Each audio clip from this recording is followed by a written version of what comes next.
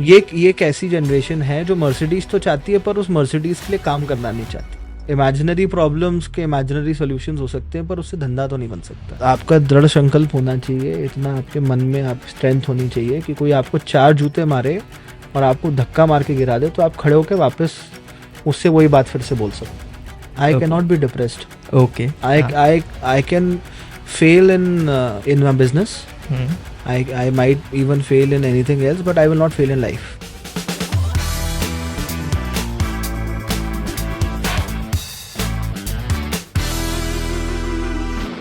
आपका spiritual side क्या बोलता है? See, I am connected to God in a very different way. I think कि you'll be connected to God. I don't know how other people are connected to God, but God usually for people is an addition. Once they become intellectual enough to understand spirituality and God and stuff like that. But for me, it has been a part. I mean, God has been a member of my family for the last as long as I can remember. So n number of years. और सुबह उठकर भगवान के सामने दिया जलाकर और ये कामना करके कि सब कुछ ठीक रहे, आज का दिन अच्छे से निकाल दो, this is been something which is part of the schedule. ये कभी बदला नहीं और ना बदलेगा। तो बहुत ज़्यादा इंटेलेक्चुअल स्पिरिचुअलिटी मेरे को समझ भी नहीं आती और मैं समझना भी नहीं चाहता। बहुत ज़्यादा से आपका क्या मतलब? मतलब कि बहुत ज़्यादा से मेरा मतलब है कि I can't read between the lines. if somebody tells me that Hanuman ji went out to the sun and ate the sun, so I have no problem in accepting it. So that logic is absent. मतलब I can't put logic to what my gods did. And if you think about it, you realize that there has to be a higher power. And there has to be. Trying to understand it is to disrespect it somehow. क्योंकि आप बहुत ज़्यादा सवाल जब करते हैं ना तो आप you are in shallow waters, you are in very shallow waters. If you are a doctor you need to understand how heart functions, right? कि वो एओर्टा है और आर्टरीज हैं और वेन्स हैं और सुपीरियर वीना कावा है and to very much, I mean it's deeper anatomy even I don't know. But if you're a doctor and if you're a cardiac surgeon, you should know each and everything. एक नस के बारे में पता होना चाहिए आपको। Correct. That is knowledge. That is the requirement of that job. Correct. The basics of. But if you are not a doctor, if you're not a heart surgeon, if you don't know about heart, will your heart not function properly? It will. It will function properly. It will. Yes. So it's not important whether you know how God functions or not. He is functioning. Okay. Right? He's there. Okay. You're getting things done. Yes. You know, you're feeling him. आपको लग रहा है, आपको उनकी presence feel हो रही है, आप उनको महसूस कर पा रहे हो, आप उनसे प्रे करते हो। जब बुरी स्थिति होती तो करते ही करते हो, हर कोई करता है। मैंने देखा है जो मतलब कितना ही नास्तिक हो, जब हालत खराब होती है तो ईश्वर का नाम तो याद आता ही, और ईश्वर का नहीं तो माँ बाप का नाम याद आता है जो ईश्वर का ही रूप। करेक्ट। तो questioning God, questioning religion, any religion, I think all these things are very shallow and people should not do it. I mean, should not disrespect. ये आप ही के पुरखे हैं, आप ही की पुरखिने हैं, ये हमारे अपने पूर्वज हैं। मैं बैंगलोर में पढ़ा हूँ, I did my engineering from RV college. अच्छा, I wanted to ask you कि आपका एकदम बैक स्टोरी क्या है, कि आप भोपाल से पढ़े, स्कूलिंग कहाँ से थी, कॉलेज कहाँ से था, देन बिजनेस ज्वाइन करने से पहले क्या था? It's not a very happy story. मैं जवाहरलाल नेहरू स्कूल में पढ़ा, CBSE स्कूल है, BHEL में, और वहाँ पे फर्स्ट स्टैंडर्ड से लेके 12वीं तक था। नर्सरी वगैरह तो मुझे पता ही नहीं कहाँ से किया। उसके बाद आई क्लियर्ड कॉमेट के and I got an opportunity to study at a college called RV college of engineering, which was in Bangalore. Okay. And I did my computer science engineering from RVC. When I was in my third year, मतलब third year पास करके fourth year में जा रहा था 2010 में, my father was detected with cancer. I'm the only child to my parents. So still Mansarovar had started. My father started it and my mother started it back in 1999. Started with a school, Mansarovar Public School, which is now in CBSE affiliated school. We have more than 1500 students now, and it's doing okay. And I am a student of Mansarovar. You are a student of Mansarovar. So we are doing really good then. So that is where we started. और उसके बाद we started up with a dental college. That was our first step into medical education. तो it was after 2010. This was in 2007. अच्छा, तो वो My start हो father चुका and था। mother. So I'm not in. I'm not part of the story now. अच्छा, okay, For the first 10 years, I was not part of the Mansarovar story, okay. and I was not going to come back because I had my own plans as well. सबके होते हैं at a younger stage. You want to do things in your own way. Yes. You want to see the world. Yes. दुनिया घूमना, अपने काम अपने हिसाब से करना, ये आपकी प्रायोरिटी होती है.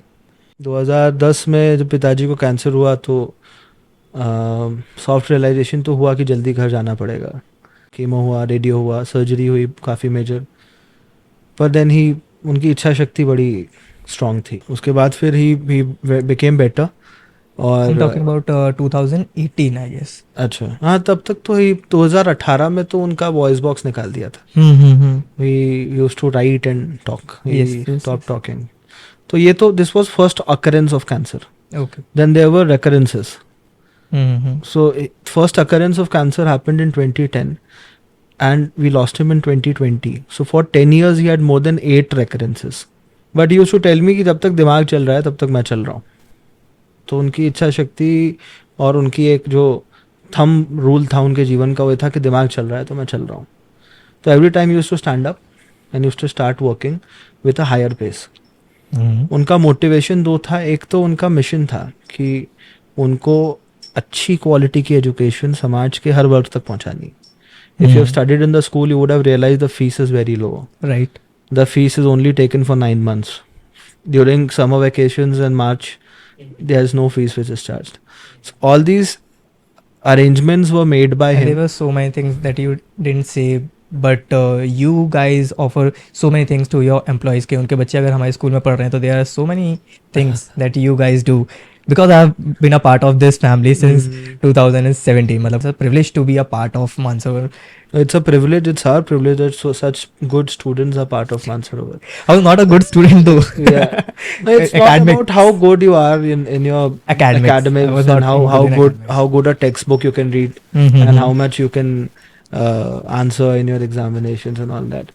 So with Mansarovar, after I have joined, and even my father, he never asked me how much I've scored in my exams. Okay.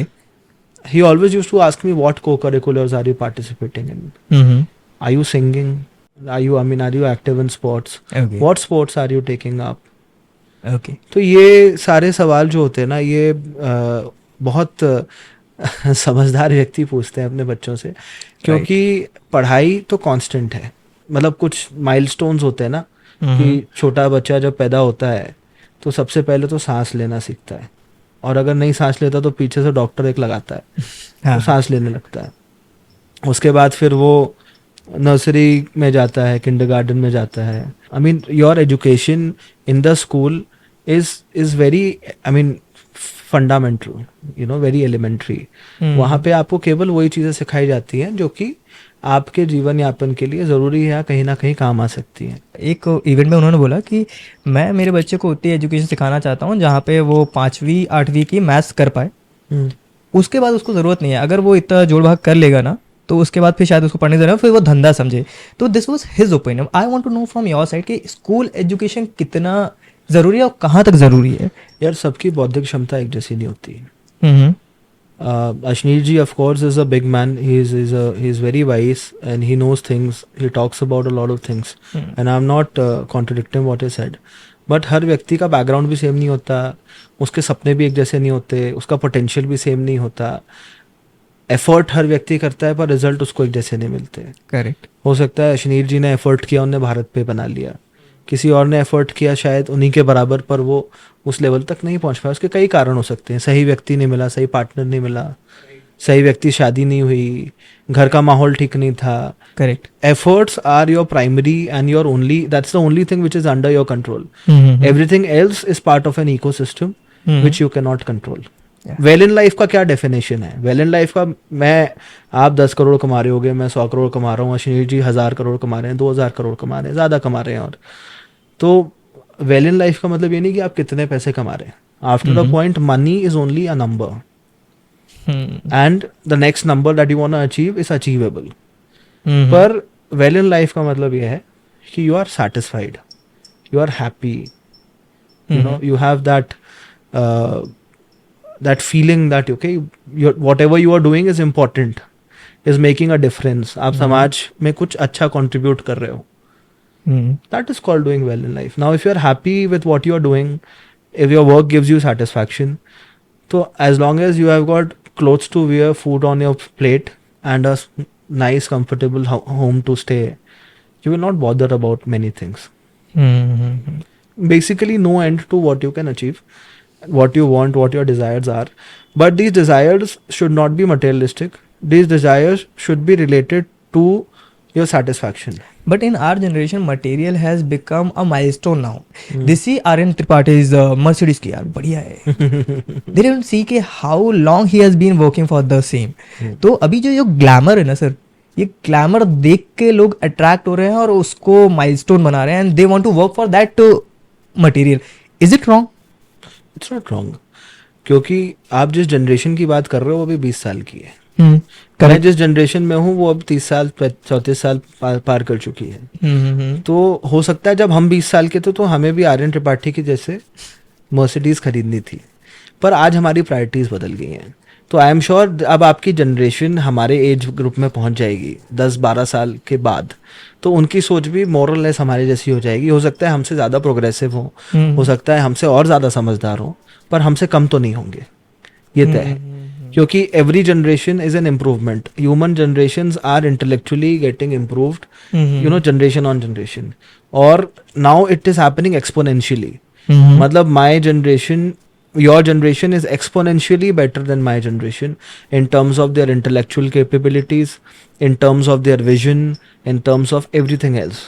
One thing, I'm sorry to not let you speak, but one thing that we have to remember, and since we come from Sanatan Dharma, we come from India, one thing that we have to remember is कि रावण के पास सब था. उसके पास सेना थी, सोने की लंका थी, सब था. और राम के पास कुछ नहीं था. वो वन में थे, एक भाई था, वानर सेना थी, पहनने ओढ़ने की व्यवस्था भी ढंग से नहीं थी, पर राम ने रावण को क्यों मारा? वो एक चीज क्या थी राम के पास जो रावण के पास नहीं थी? सब कुछ था, पर एक चीज. हो सकता है अब इतना बड़ा राजा है, रावण के पास भी पेशेंस तो हो गए. एक चीज जो राम के पास थी जो रावण के पास नहीं थी, वो थी चरित्र, कैरेक्टर, ईमान.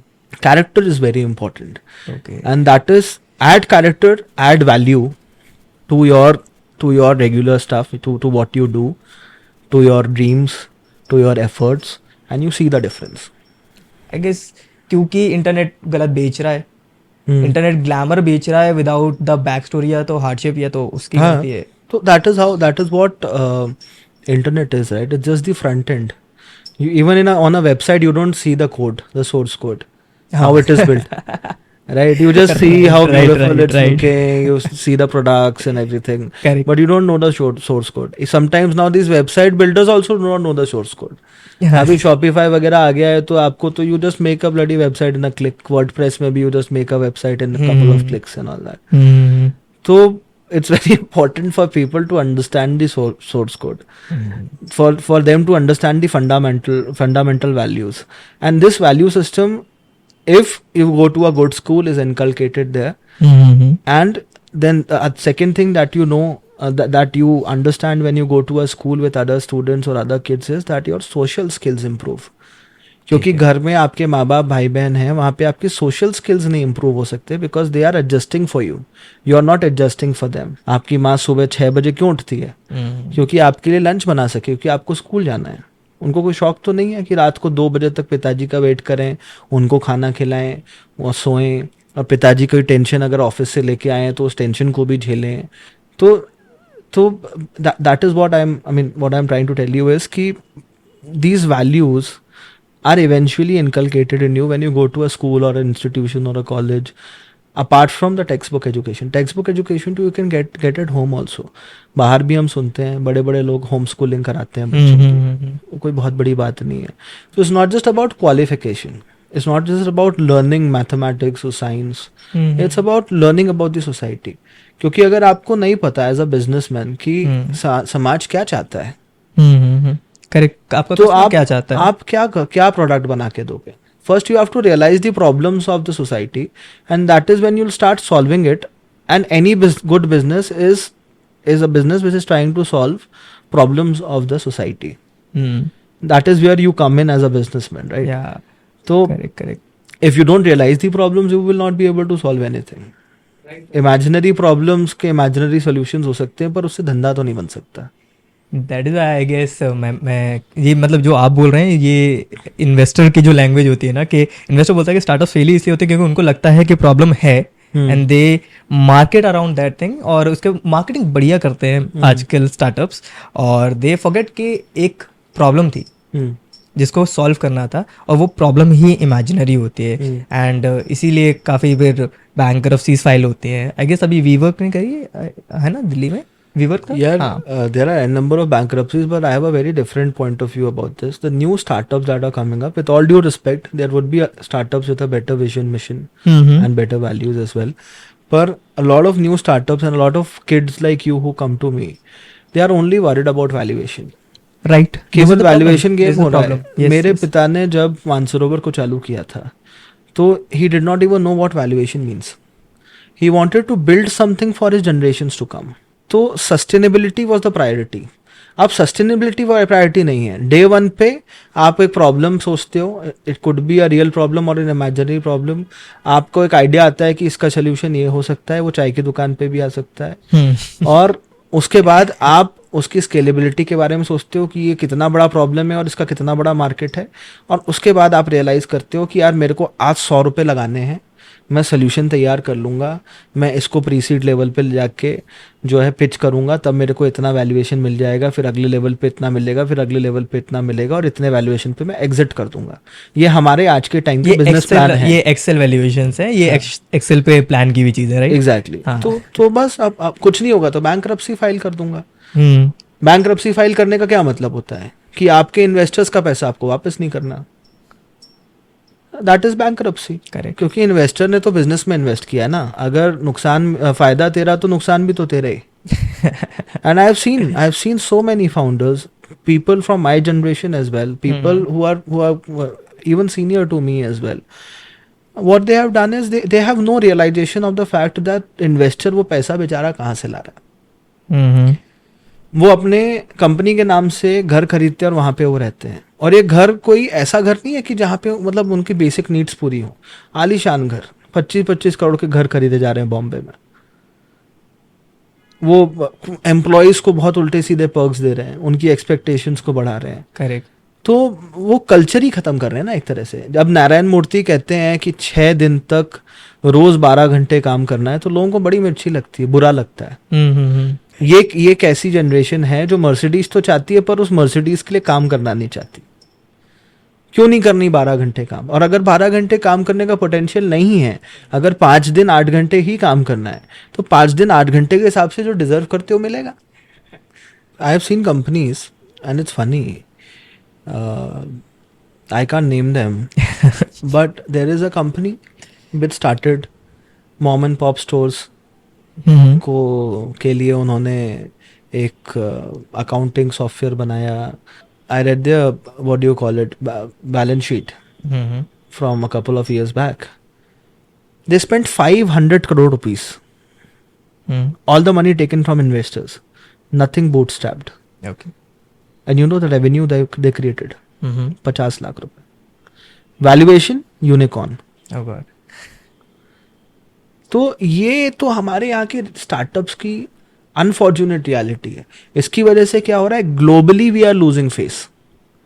क्योंकि भारत का जो अप्रोच है वही तो सब लोग अप्रिशिएट करते हैं. आज भारतीय व्यक्ति यूके में जाके अगर प्रधानमंत्री बन रहा है, अगर वो अमेरिका में जाके प्रेसिडेंट के जो है पोस्ट है उसके लिए फ्रंट रनर है, वाइस प्रेसिडेंट भी वहाँ की इंडियन ओरिजिन की हैं. तो ये हो क्यों पा रहा है? वो इसलिए हो पा रहा है कि we come with certain values and your generation should realise. आप लोग स्वॉट एनालिसिस करते हो ना, तो आपका स्वॉट एनालिसिस में जो थ्रेट वाला पार्ट है वो तभी एक्टिवेट होगा जब आप अपनी वैल्यूज को छोड़ दोगे। क्योंकि इससे अच्छा तो फिर आर्टिफिशियल इंटेलिजेंस आ ही गया है। कोई भी काम ऐसा नहीं है जो कि एआई के माध्यम से नहीं हो सकता, और अभी तो it's in a very preliminary stage. आने वाले समय में जब वो एडवांस स्टेजेस में आएगा तो सारी चीजें एआई से होने लगेंगी। तो क्या फर्क, why will people need professionals, या फिर लोगों को किसी दूसरे धंधे की या किसी व्यक्ति की जरूरत क्यों पड़ेगी? Just because of his values. And Indian value system is the strongest. मुझे लगता है कि आज 20 साल के बच्चे को, या फिर आप मत जाओ स्कूल, मत जाओ, गणित मत सीखो, पर आप वैल्यूज सीखो। आप अपने एथिक्स के साथ कॉम्प्रोमाइज मत करो। करेक्ट। आप एम्पैथी मत भूलो। करेक्ट। मतलब किसी और को अगर आपकी किसी चीज से दुख हो सकता है या किसी वजह से वो परेशान है, तो उसको समझने का जो कोशिश होती है ना, जो एक that is called empathy. Empathy को मत भूलो। तो ये सारी चीजें जो है ना, these are tools and these make you Indian, and these Indian entrepreneurs are in demand, or Indian people across the world are in demand because of their values, their value system, their all these things जिसको हम अभी भी मतलब मूर्खता समझते हैं हमारी नई जनरेशन। तो ये नहीं समझना चाहिए। I think you just you it's very easy to follow it as long as you are willing to, and it will take you a long way beyond valuation, beyond anything. हमने जितनी भी अभी बात करी कि वैल्यूएशन गेम है, where startups go wrong, I understand this कि अभी जो बंदा धंधा चालू करना चाहता है, तो ये स्टार्टिंग के 5 साल में ये सारी गलत सही वाली पूरी कहानी हो जाती है। And I want to just come back to your 2010 वाला part when you started doing, I guess उसी समय आपने बिजनेस में एंटर किया था? नहीं किया। अच्छा, नहीं किया तब मैं 3rd ईयर में था। Okay. Engineering. When did you start? तो पापा वो बताता हूँ, I'll come to that. Okay. तो he got better. After he had his chemotherapy, radiotherapy, surgery, everything. 2011 में I passed out.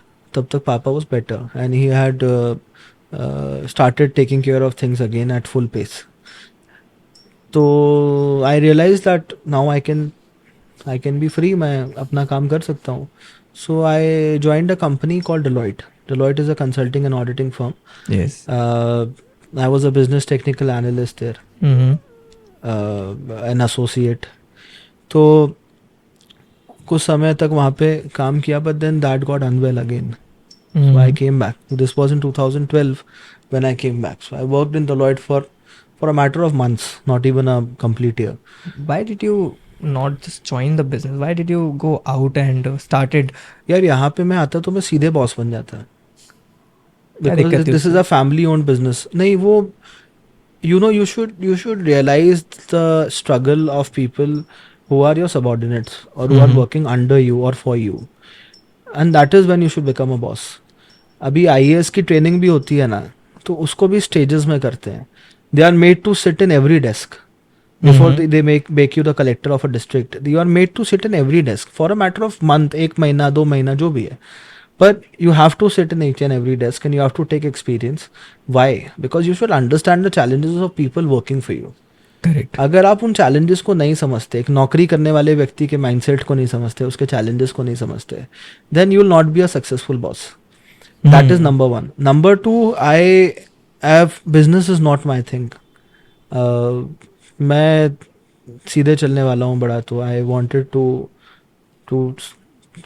do a job, you know, a Monday to Friday, Saturday Sunday छुट्टी वाला ये job. बैंगलोर ने आपको दिया था या फिर? ये बैंगलोर ने मेरे को दिया था। बैंगलोर में जिस तरह के मेरे दोस्त थे या जो लोग थे यार, so I was young, I was 21, and I learned a lot from the whole environment there, and it helped me in organizing my own organization as well. Because usually the biggest challenge in a family run business is that things are not very organized. वो जो होता है ना, वो जुगाड़ वाला काम होता है थोड़ा सा। Can you elaborate थोड़ा सा? कैसा? Elaborate, अरे आपने कभी वो पुराने भोपाल की जो जीप देखी है, वो देखिए, इंजन जो है फोर्ड का लगा लेते हैं, चासी महिंद्रा की लगा लेते हैं, सीटें जो है मर्सिडीज की लगा लेते हैं। तो वो जहां से जो प्राप्त हो जाए उसको लगा लिया जाता है। वो इवेंचुअली वो दिखती गाड़ी जैसी है, पर it's not a branded car. You know, a good quality organized business and quality in this matter is consistency. Yes. So if I'm making 10 phones, all the 10 of them should look, you know, similar. Right. And if I'm giving education to 10 students, it has to be similar. Okay. If the fees has been fixed, it has to be. So it's a policy based thing. Okay. Whereas in a family run business, there are no policies.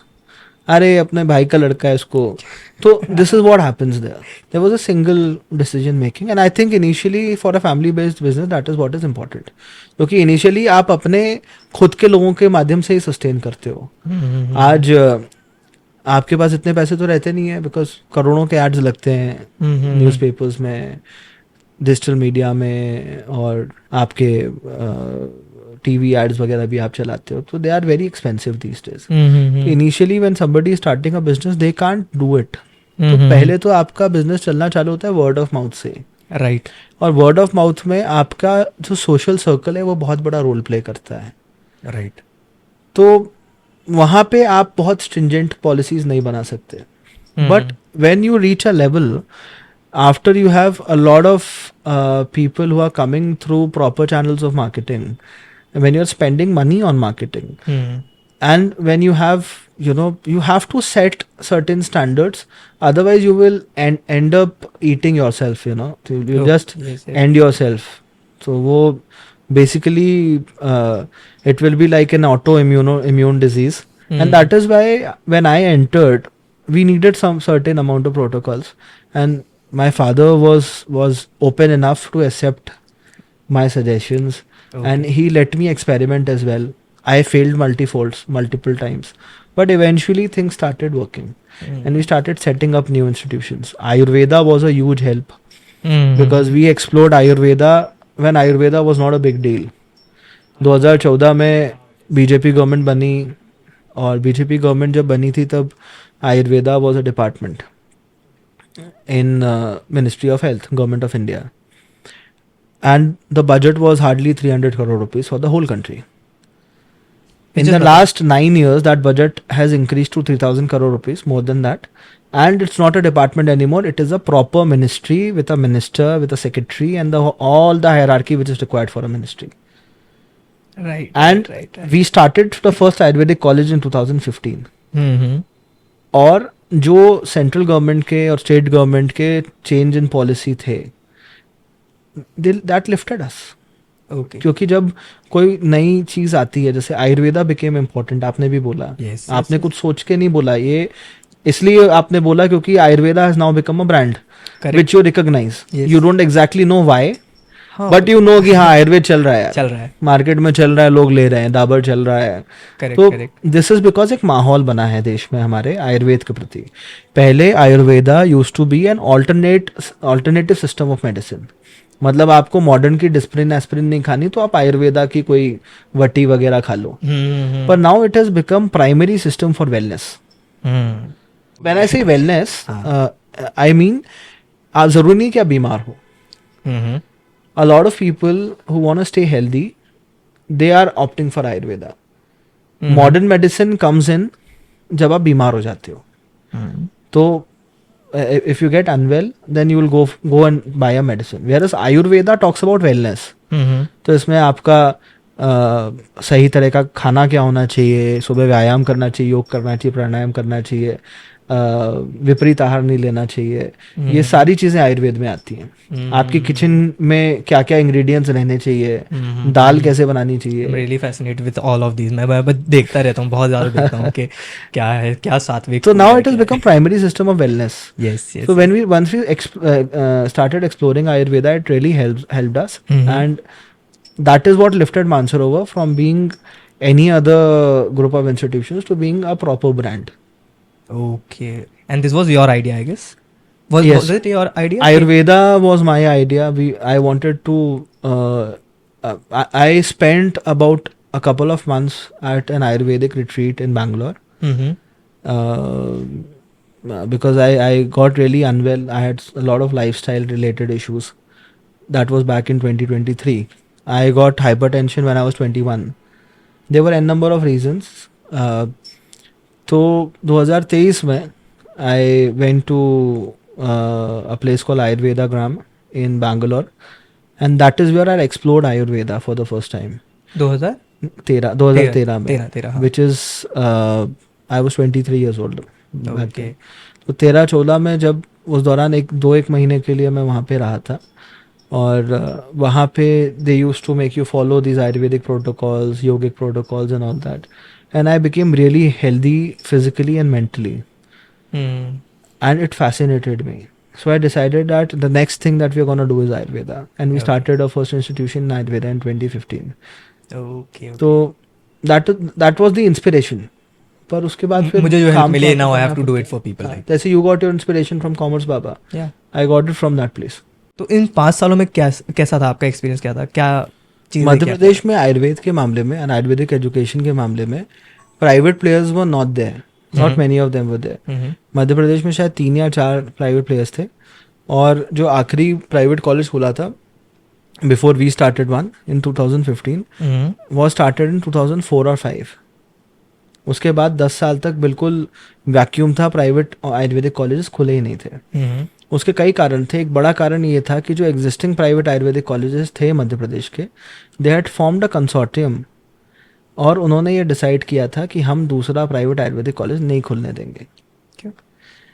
They just वो क्या था कि वो market आपका जो है वो 100 रुपए का है, और आपका मार्केट शेयर मान लीजिए उसमें 25 रुपए का है, तो आप नहीं चाहते कि वो मार्केट कोई और आए उसमें, बट दे डोंट रियलाइज कि वो मार्केट 100 रुपए से ऊपर बढ़ नहीं रहा है। अगर आप उसको मार्केट कोई अपने खाना चालू कर दोगे तो मार्केट 100 रुपए का ही रह जाएगा और आप 25 रुपए पे ही रह जाओगे। If you start promoting the market, that market will become 1000 rupees. उसके बाद अगर आपका मार्केट शेयर 10 रुपए भी अगर बचा है तो भी यू आर गेटिंग 100 रुपीज। ये माइंडसेट है, यहाँ पे बिजनेस रुक जाते हैं। And this is something initially जो कि आई एम ग्रेटफुल के जो मेरे आसपास कलीग्स थे, जो फेलो फाउंडर्स थे, जो मीडिया एजेंसी चला रहे थे, उन्होंने बोला यार कि अपन जैसी 200 कंपनीज और भी खुल जाएगी ना, तो भी इस मार्केट को पूरा वो नहीं कर पाएगी। तो मार्केट एवर ग्रोइंग है। तो उन्होंने बोला कि अपन कॉम्पिटिटर्स नहीं है। तो I initially got business. The lump sum was from media agencies only. जो 2 साल पहले से बिजनेस में थे, मैं उनके पास गया कि मैंने अपन साथ में काम करते हैं, आपके पास काम आ रहा होगा करते गए तो आप मुझे दे दो। बहुत बढ़िया। अनफॉर्चुनेटली इन लोगों को ये नहीं पता था। तो when I applied in 2014, they appointed one person who used to sit at the Ministry of Ayush, और वो यही करता रहता था, वो शिकायत करता रहता था और पुरानी शिकायतों में क्या कार्रवाई हुई उसके बारे में पता करता रहता था। And he was on payroll of this association of institutions, और वो उन सबके पेरोल पे था। पर उससे फायदा ये हो गया कि I got in touch with each and every person in the ministry. Okay. तो because I had to go there, I had to clarify, I had to give answers. और होता यह है कि since you are a businessman, आप धंधा जो है छाती चौड़ी करके नहीं कर सकते, आपको हाथ जोड़ के करना पड़ता है। तो I had to tell them, I had to request them, even to any level, try and convince them that what we are trying to do is not how it is portrayed in all these. We are trying to do a good job, and we did a good job. Even now, if you go out and if you do an independent survey in private Ayurvedic colleges, Mansarovar will come out to be number 1 in central India, and we started the first 100-seater Ayurvedic institution in central India as well. Okay. उससे फ़ायदा ये हुआ कि मैं वहाँ पे सब लोगों को जानने लगा और सब मुझे जानने लगे और सबको मानसरोवर का विजन समझ में आने लगा, and everybody had sympathies and everybody wanted to help us and support us. तो उल्टा ही हो गया उससे। पर ये होता है, your existing competition sometimes try to kill you even before you start, because it's easiest to kill somebody when they are an infant, when they are babies. Yes. Correct. But God was kind. There was a lot of divine intervention also. ये ईश्वर की शक्ति थी कि हम लोगों को किसी तरह से बचा लिया और हम लोग सर्वाइव कर गए। और उसके बाद 15 में we started a first Ayurvedic college, 17 में दूसरा और 21 में तीसरा। स्टार्टिंग के 2 साल क्या लग रहा था कि यार कैसा था बिजनेस? स्टार्टिंग के 2-3 साल यार business is not creating enough money. आपका कैपिटल के बारे में तो आप सोचते ही नहीं हो, जो लग गया। आपका जो रिकरिंग एक्सपेंडिचर है कई बार वो नहीं निकल रहा होता, and specially in businesses like ours. सबसे पहले तो आपने 2 लाख 2.5 लाख स्क्वायर फीट की बिल्डिंग बनाई और वो बनाने में आपका एक गुड अमाउंट ऑफ कैपिटल लग गया। उसके बाद आपको एक सेट ऑफ प्रोफेशनल्स को हायर करना है according to the minimum standard regulations of the councils और कमीशंस ये मैं एजुकेशन सेक्टर की बात कर रहा हूँ, और because इस I बीच come में from आपको that. आरओआई का भी ध्यान रखना है इस कि भाई बीच में ये सब आपको रिटर्न ऑफ इन्वेस्टमेंट का ध्यान भी रखना है, क्योंकि आपकी जो फीस है वो भी मध्य प्रदेश स्टेट फिक्स करता है, स्टेट गवर्नमेंट फिक्स करती है. Right right And they consider you as a non-profit. We are a non-profit, so maximum surplus that is allowed for us every year, and that too should be used as should be applied for the growth of the institutions or for the growth of the existing infrastructure and the existing ecosystem is 15% on a yearly basis. तो 15% surplus को भी पाना बड़ा मुश्किल होता है, because sometimes students are late. कई बार स्कॉलरशिप्स उनकी लेट आती है, तो वो कई बार वो उसमें लेट कर देते हैं. तो personally for the first 2-3 years it's hello. 2-3 साल तो पैसा नहीं बनता. 3 साल तो आप सोच नहीं पाते हो कि रेंट चला जाए, सैलरी चली जाए, एक्सपेंसेस निकल जाए. ये बहुत है. You have to kill every dream that you saw के फाउंडर बन के कार मिलेगी वाला चीज. You can't afford a luxurious lifestyle. I remember till the very last day, my father used to use the very basic things in life. I never seen him wearing a sherwani even. He used to wear a white shirt and a black pant, and he had a lot of them. I mean, 3-5 pieces of them, and that is what he used to wear on a routine basis. और चप्पल पहनते थे, जूते भी नहीं पहनते थे, and that is how he used to go to office. तो एक बड़े मतलब साधना जैसी है. आप इसमें अपने आप को, अपने कंफर्ट को, अपने परिवार को, हर चीज़ को जब आप त्याग करते हो, तब जाके 5 साल में आप एक ऐसे सब जगह पे आ पाते हो जहाँ आपका रेकरिंग निकलना चालू होता है. तो someone who is watching and शुरू करना चाह रहा है, what will you tell them कि 5 साल में क्या धैर्य रखना चाहिए, कितना लाउड होना चाहिए? मतलब कि मैं बीच में बिजनेस में बहुत शांत हो गया था, बिकॉज आई सॉ पीपल के they are calm enough, calm and compose के डिसीजन लेने से पहले किसी सामने बोलने से very calm. But that was not my personality. This was my mistake one that I realise very late कि यार शांत होकर बिजनेस नहीं हो रहा, because I am the first generation who is doing the business, and I was the one who taught people how to edit, how to do the graphics. Now the company has expanded, so I thought कि नहीं यार, जैसे business चलता है कि you have to be calm enough, the founder has to be very silent, has to have his aura. मैंने ऐसा Not necessarily. नहीं, तो this was my mistake that I realized. You have all kind of founders. You have Aman Gupta, you have Ashni Grover, you have other founders like Azim Premji or Narayan Murthy ji who are very silent, who are not very loud. So there is not a right founder or a wrong founder. दो success stories कभी same नहीं होती. मैं अपनी hardships के बारे में कितनी कहानियां सुना लूँ ना, it will only be a case study.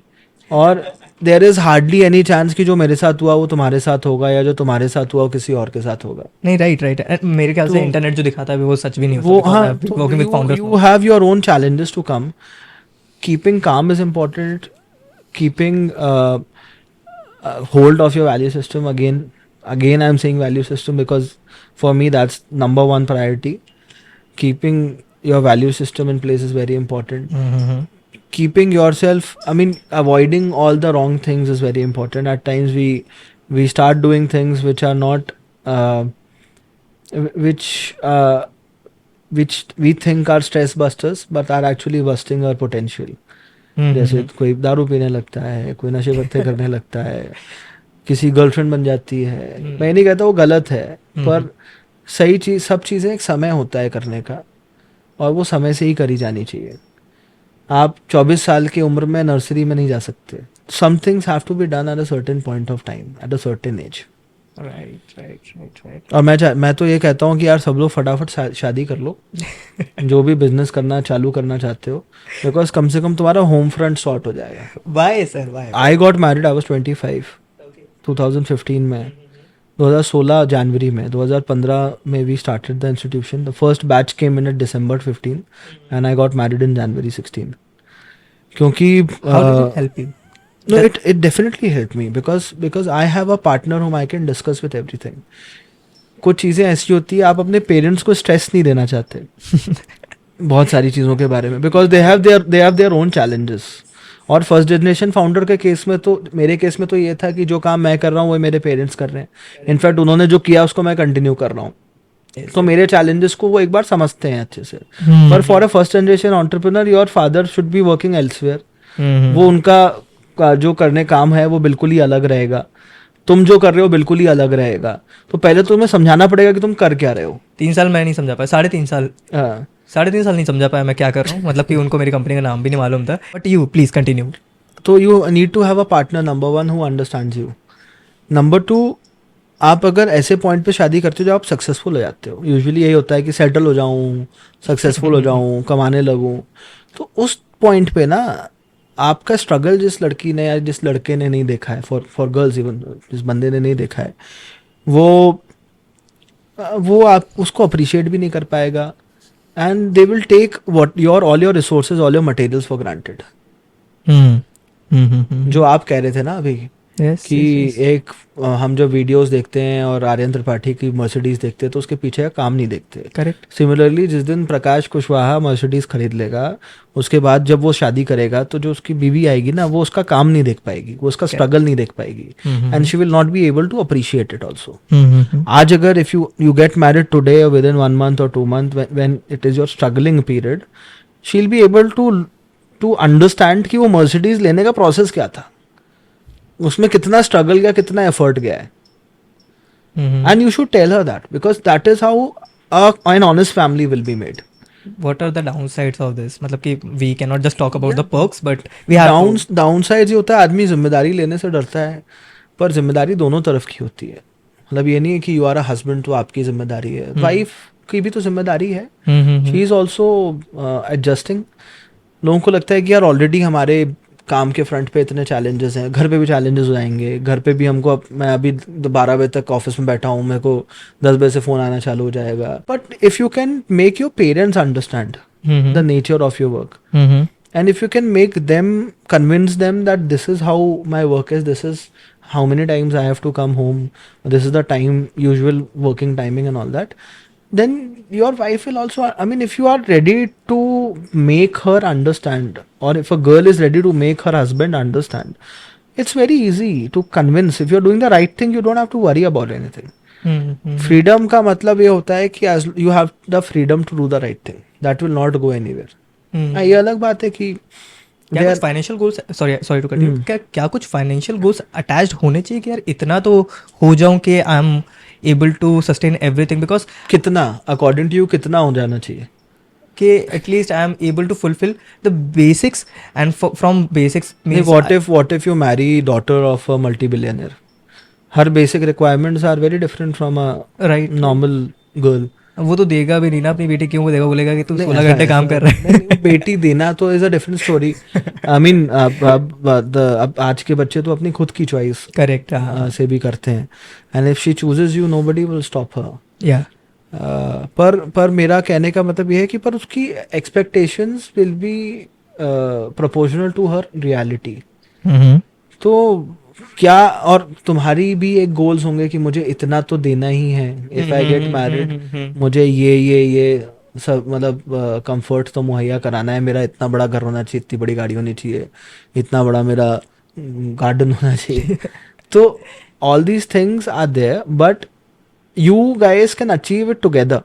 It's easier to achieve it together because now you are struggling here, she's struggling there, and if you guys get married, then you can both work together, and if she might be interested in working in your domain as well, then you can both work together in the same direction, and that will add up to your efforts also. Yeah, we see nowadays के दोनों husband wife मिलके ही पूरा startup बना रहे हैं, चला रहे हैं. There are so many people. You will have to look for somebody who can understand you.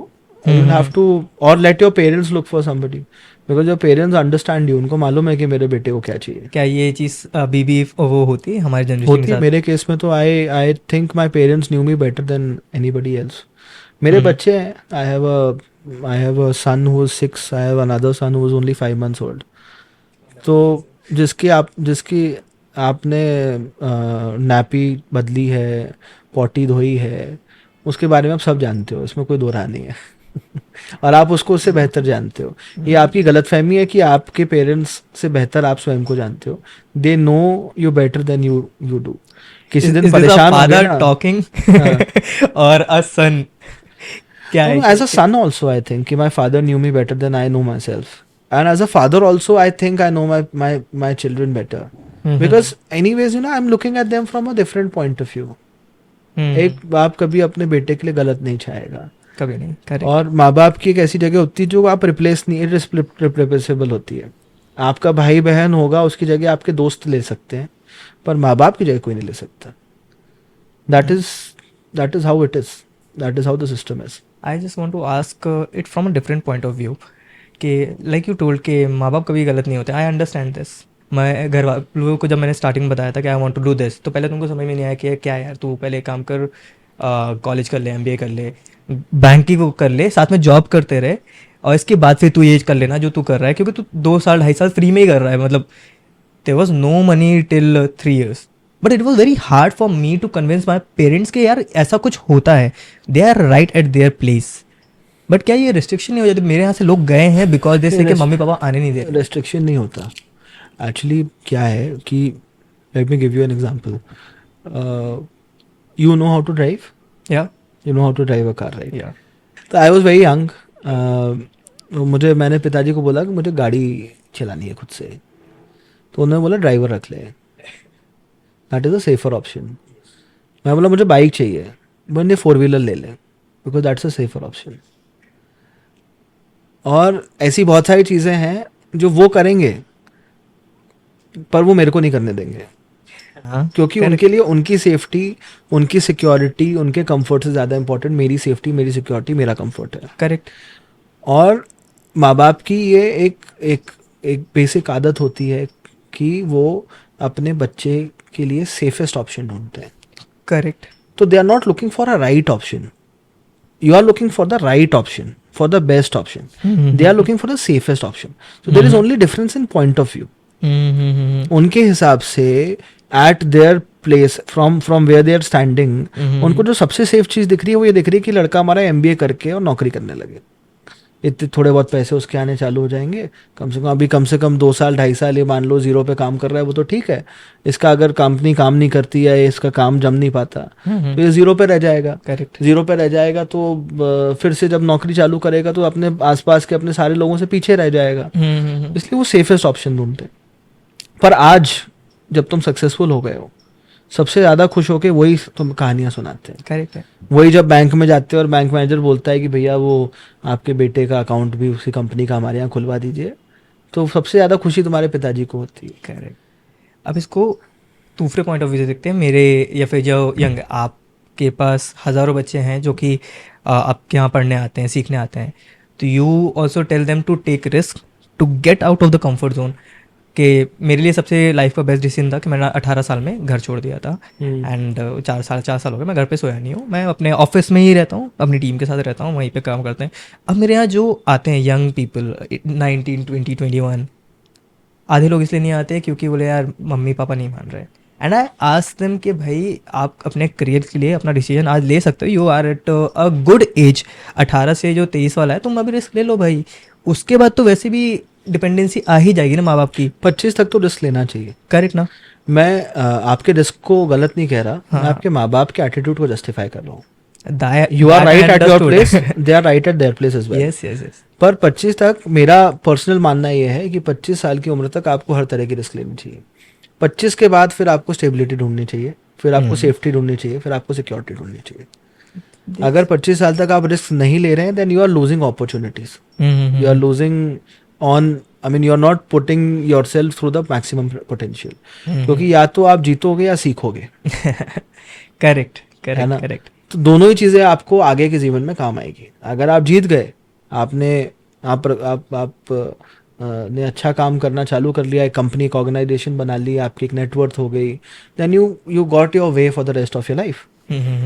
अगर आप नहीं भी जीते, आप नहीं भी एक कंपनी अच्छी बना नहीं पाए या कुछ अच्छा नहीं कर पाए, बट यू लर्नड, तुम्हें मार्केट समझ में आ गया, तुम्हें लोग समझ में आ गए कि लोग कितना बड़ा धोखा कर सकते हैं, या कैसे लोग, हर तरह के लोगों को आपने देख लिया, आपको लेन देन की भाषा समझ में आ गई कि पैसा देना तो बहुत आसान होता है, लेने में आपकी जान निकल जाती है। करेक्ट।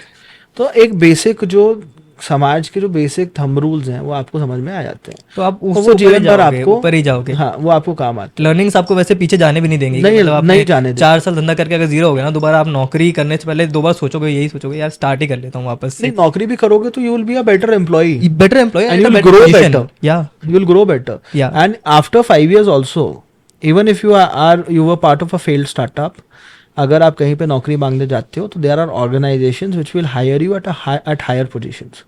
अगर आप उस ऑर्गेनाइजेशन में 21 साल की उम्र में लगते इंजीनियरिंग करने के बाद, तो 4 साल में उतनी ग्रोथ नहीं पा पाते करेक्ट जितनी आप डायरेक्टली उस समय पालोगे, even if you are a failed entrepreneur. हाँ यस फेलियर इज लर्निंग। जितना जीतने में लर्निंग नहीं होती उतनी फेलियर में होती है, क्योंकि that is when you realize a lot of things. That is when you sit back, relax, and you think about what went wrong. You told How me you you could failed have then- 4-5 times when you were doing when you were starting, you took wrong decision, you failed. How did you cope up? मतलब कि आजकल हमारे लिए, हमारी generation के लिए तो सबसे ज़्यादा 2 चीज़ें, जब तक डिप्रेशन का नाम नहीं पता था तब तक डिप्रेशन नहीं होता था जब तक एग्जॉर्शन का नाम नहीं पता था वो नहीं होता था। नहीं होता था। अब क्या नई टर्म्स पता चल गई कि हाँ मेंटल हेल्थ सही होनी चाहिए, फिजिकल हेल्थ सही होनी चाहिए। मुझे जब पहली बार बुखार आया था बिकॉज ऑफ एग्जॉर्शन, मुझे मालूम नहीं था, मेरे को लगा कि मैं बहुत समय से बीमार नहीं पड़ा हूँ इसलिए पड़ गया हूँ। Then I consulted our doctor, he said कि भाई तुम 1 हफ्ते आराम करो, तुम्हें एग्जर्शन हो गया है। Exertion. But I was talking about कि जब आप फेलियर से आपको हिट हो रहे थे तो how were you coping up mentally and emotionally? My parents were very supportive. My father was very wise. तो whenever I used to fail, I used to seek his refuge. मैं उनके पास जाता था और उनसे पूछता था कि साहब ऐसा हो गया अब क्या करूं, तो he used to tell me कोई बात नहीं बेटा हो जाएगा। और उनका इतना कहना ही मेरे लिए काफ़ी था। तो डिप्रेशन क्या होता है, ये क्या होता है, सब मैंने सोचा ही नहीं। कब पता चला आपको इन सब के बारे में? ये I still don't know about it. I Okay. cannot be depressed. Okay I can fail in my business. I can fail in a competition. I might even fail in anything else, but I will not fail in life. आप किसी से हार जाओ, आप जीवन से मत हारो। बिकॉज लाइफ है, जीवन है तो सब है। You will get chances and will get chances across. I mean और होता भी ये है कि जब आप जितना बड़ा फेलियर होता है ना उसके बाद उतनी बड़ी सक्सेस आती है। So is it कि you should not take your failures that seriously या फिर कुछ और? You should take them seriously. You should learn from them. And that is all. You should not get depressed. You should not go back and just आप मत परेशान हो। आप you take a week off, get rid of all your exertion, and you think about the next step, because that is the right way. आप कुछ भी कर लो, आप दारू पीने लगो, आप नींद की गोलियां खाने लगो, आप कुछ और स्मोकअप वगैरह करने लगो, it will not help you. Right ये सारी चीज़ें आपको और गर्दिश में ले जाती जाएंगी, आपके फेलियर को, और आपको फेल हुआ जो महसूस होता रहेगा ना, वो फीलिंग और आपकी स्ट्रांग होती चली जाएगी। तो as long as you are not failing in life, it is okay, it's okay to fail and it is good to fail, because you learn a lot from failure. आप उतना success से नहीं सीखते जितना फेलियर से सीखते हो। उस समय पे क्या करना चाहिए? There is so much of mental pressure because you have planned things accordingly and you get a setback. तो both emotional मतलब कि सेल्फ बिलीफ चला जाता है पहले कि मैं नहीं कर पाऊंगा। मेंटल दूसरा कि यार इतना तो सोचा ही नहीं मैंने। ओके मतलब कि सेल्फ बिलीफ और इमोशनल और ये वो तो सोचा ही नहीं मैंने। मतलब जब तक टर्म नहीं पता है तब तक सब ठीक हाँ नहीं, टर्म भी नहीं और नहीं सोचना है यार।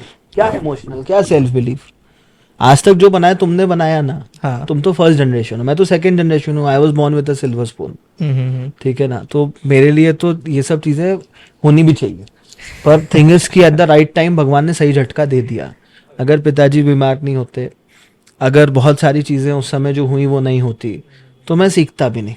वो जब मैं आया था ना नया तो बहुत एक बड़ा डाउनफॉल हुआ था हर जगह से, प्रोफेशनली, फैमिली में, सब जगह बहुत सारी प्रॉब्लम्स हो गई थी। क्योंकि जब आपके घर का मुखिया बीमार होता है तो बहुत सारी प्रॉब्लम्स अट्रैक्ट होके बढ़ के आ जाती है। जो एक छोटी सी समस्या भी थी ना, वो एकदम से एक्सप्लोड होके बड़ी सी होके आपके सामने आ जाती है। हाँ तो प्रॉब्लम से घिर गया था। तो मेरे दिमाग में यही आया कि यार देखो, मैंने आके ज्वाइन किया और सब कुछ तहस नहस होने लगा। तो सबसे पहले तो मैंने अपनी किस्मत पे सवाल उठाया कि यार बड़ी खराब किस्मत है मेरी। देखो अभी तक पिताजी माताजी कितने शांति से चला रहे थे और मैं आ गया तो सब बर्बाद होने की कगार पे खड़ा हो गया। And I went and said this to my father. He started laughing on me. बोले यार ये तो this is part and parcel of life and you should thank god कि ये अभी हो गया। तुम्हारे आके ज्वाइन करने पे at the very initial point में ही ये सारी चीज़ें हो गई। बिकॉज तुम्हारी इससे जो लर्निंग होगी ना, it will help you grow. अगर आज से 10 साल तक तुम कंफर्ट जोन में रहते, कोई समस्या नहीं आती, तुम कुछ नहीं सीख पाते। और 10 साल बाद जब समस्या आती, तब at a bigger age, at a age of 35-36 जब समस्या आती, तो तुम्हारे ऊपर जिम्मेदारियां इतनी होती कि तुम उससे कोप नहीं कर पाते। तो मेरी जितने फेलियर्स आए, जितनी समस्या आई, वो बहुत अर्ली एज पे आई। मेरी कोई जिम्मेदारियां ज़्यादा ऐसे नहीं थी, तो मैं कोप कर गया। और उसके बाद इतना हार्डन्ड हो गया, कहते हैं ना battle hardened. Yes yes battle hardened आप हो जाते हो एक बार, उसके बाद तो फिर जो आए सो देख लेंगे। देख ही लेंगे, आने दो। तो अभी भी आप बैटल हार्डन्ड हो गए हो, आपने अपनी ऑर्गेनाइजेशन को जिस स्तर पे पहुंचा दिया है, I am sure you have become battle hardened now. अब जो प्रॉब्लम आएगी देख लेंगे। काय का डिप्रेशन और काय का सेल्फ बिलीफ और क्या, और ये सब टर्म्स हैं उन लोगों के लिए हैं जो कमज़ोर हैं। और अगर आप इतने कमज़ोर हो तो जाके नौकरी करो, फिर धंधा आपके लिए नहीं बना हुआ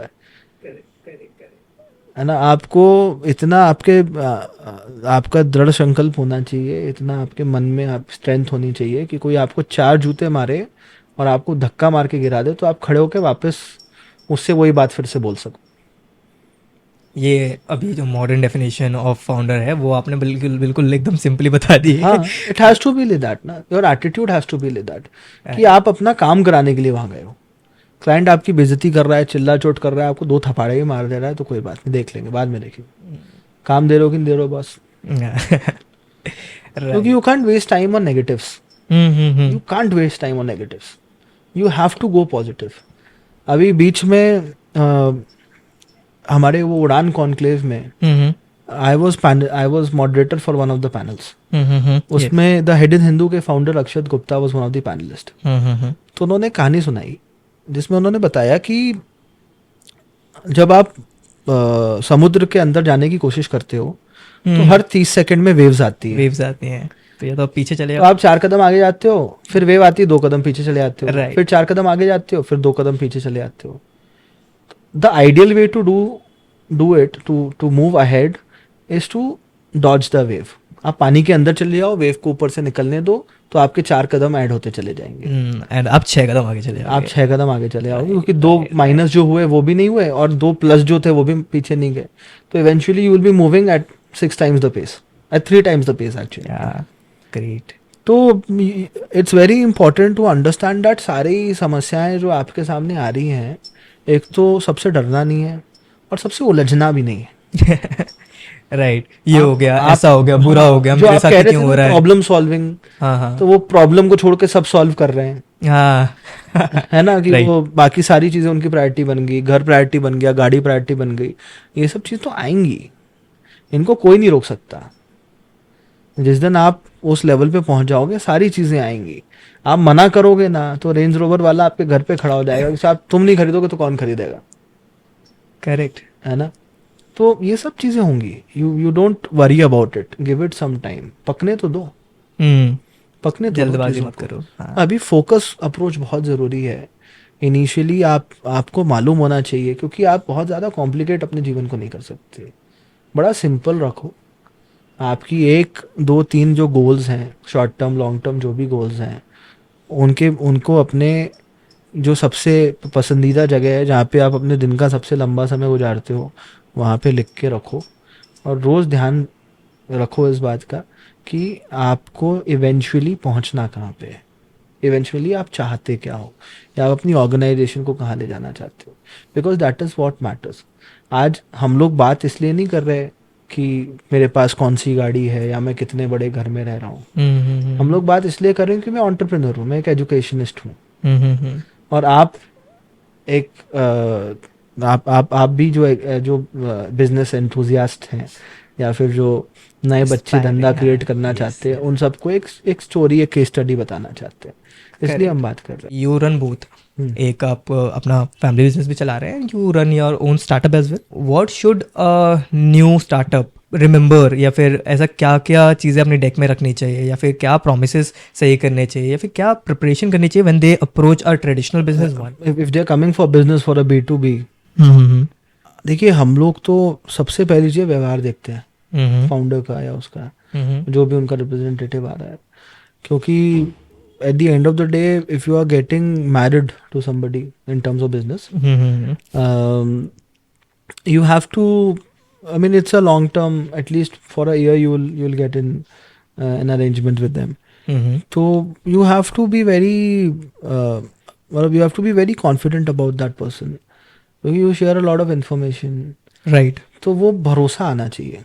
अब वो भरोसा पर्सनालिटी के किस स्टेट से आता है वो मुझे नहीं पता, because I am not on that side of the table, पर you should look and feel dependable. आपकी दूसरी बात यह है कि आपकी मार्केट रिप्यूट बहुत अच्छी होनी चाहिए, क्योंकि ट्रेडिशनल बिजनेसेस में मैंने देखा है हमारी आदत होती है कि आप बताओगे कि ये भी मेरा क्लाइंट है, वो भी मेरा क्लाइंट है, हम फ़ोन करके ज़रूर पूछेंगे कि यार फलाना आया था, करेक्ट. और ये आपके यहाँ भी काम कर रहा है, सर आपने बताया चिरायू इज योर क्लाइंट, तो I will call doctor Goenka sir and I ask him कि सर ये आए थे मेरे पास एंड हाउ कैसा फीडबैक है. मुझे भी पता है कि अपोलो इज योर क्लाइंट, तो I can call Agarwal. We did a pilot project with them. हाँ. तो you tend to do a lot of we do tend to do a lot of due diligence, क्योंकि traditional businesses वो होते हैं जो बड़े slowly grow हुए हैं, वहाँ पे कोई ऐसी अबनॉर्मल ग्रोथ नहीं हुई होती है. पढ़ने में फंडिंग नहीं हुई है, ऐसा कुछ फंडिंग नहीं हुई, इट्स ऑल बूटस्ट्रैप्ड ना, या. तो कोई ऐसी एक्सपोनेंशियल ग्रोथ नहीं हुई होती है. तो when you are growing slowly you tend to make a very strong network with people especially of your domain, and especially with people who are growing at your pace. तो आज जो भोपाल में आप 4-5-6 बड़े ग्रुप्स देख रहे हैं, we all started together. Yeah, right. And there have been multiple occasions जहाँ पे हम लोग टकराए हैं in the sense not लड़ाई झगड़े वाला टकराए नहीं मिले where we have met. Yeah. We had our common agendas also at times. Eventually we are all very well knitted, very well connected to each other. तो ये होता ही है कि हम ड्यू डिलिजेंस बहुत स्ट्रांगली करते हैं. तीसरी बात, इम्प्रैक्टिकल कोटेशंस नहीं देने हैं. The first quotation you give to your client that defines you, मतलब वो फाइनलाइज कर देता है कि आपको धंधा मिलेगा कि नहीं मिलेगा. करेक्ट. एट टाइम्स हम बहुत इम्प्रैक्टिकल कोटेशंस दे देते हैं. एक ट्रेडिशनल बिजनेस में the quotations are very and the expectations are very different.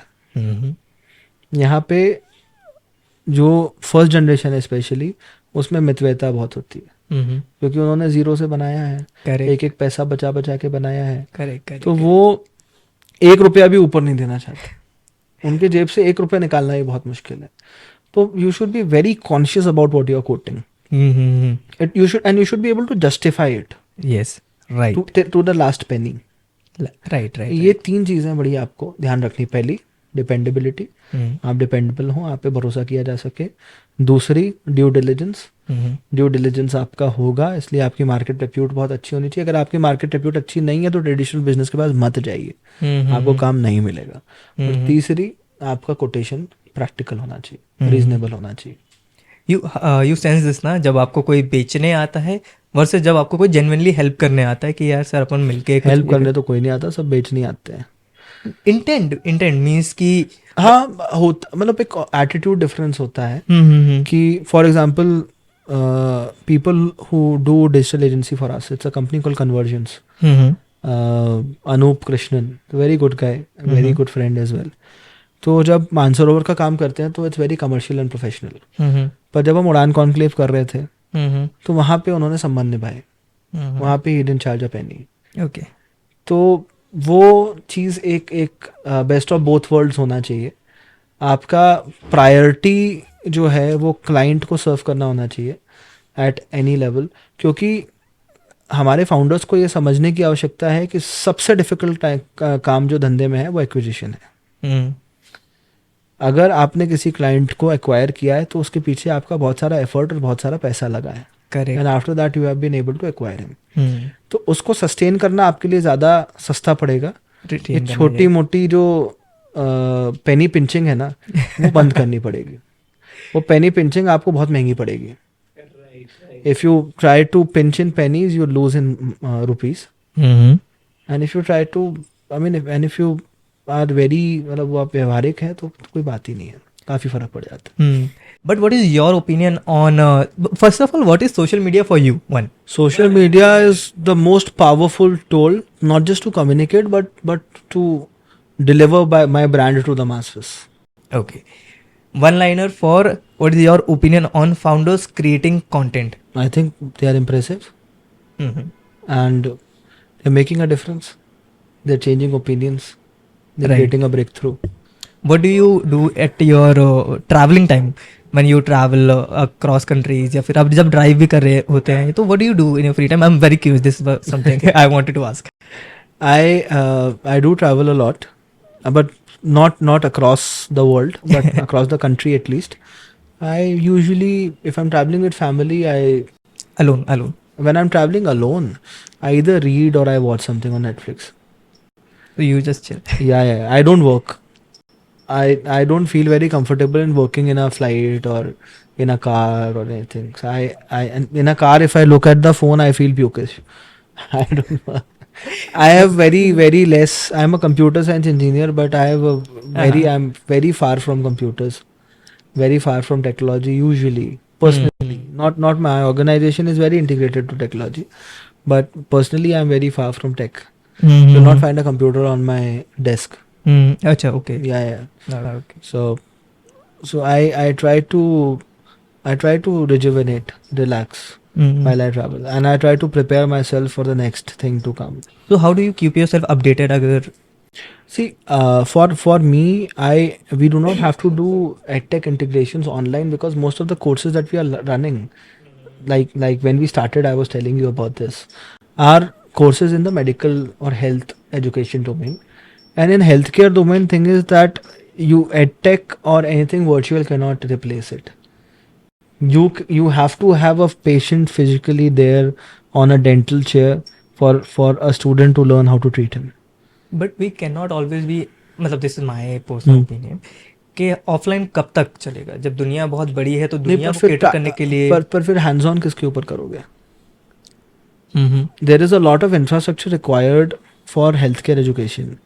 अभी ऑनलाइन क्या चल रहा है? BBA MBA चल रहा है, BTech तक चल रहा होगा, आई am not sure about it. पर स्कूल एजुकेशन ऑनलाइन हो गई है, बट टू कन्वर्ट डेंटल और medical education online is still a huge challenge, because that involves, I mean if I have to come and care for you, then I have to physically come only, na. I can just video call you and I can care for you, right? People are doing it. There are so many startups. There are so many startups in which a doctor is telling a patient what to do. Yeah.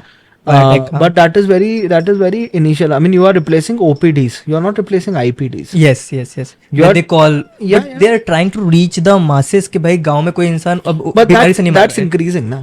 अभी क्या होता है कि we have a hospital as well. So we have online OPDs running as well. Okay.